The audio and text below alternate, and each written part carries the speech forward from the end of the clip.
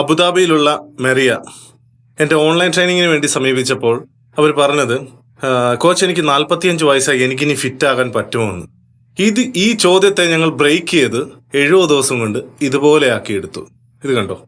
അപ്പോൾ പിന്നെ ദുബായിലുള്ള ജവാദ് എന്നെ കോണ്ടാക്ട് ചെയ്തപ്പോൾ പറഞ്ഞത്, കോച്ച് ഞാനൊരു ജിമ്മിൽ പോയിരുന്നു, പക്ഷെ എന്നെ ഓടിച്ച് ചാടിച്ച് 1 മാസം കൊണ്ട് എൻ്റെ മുട്ട് വേദന എടുത്തിട്ട് എനിക്കിപ്പോൾ നടക്കാൻ വയ്യ.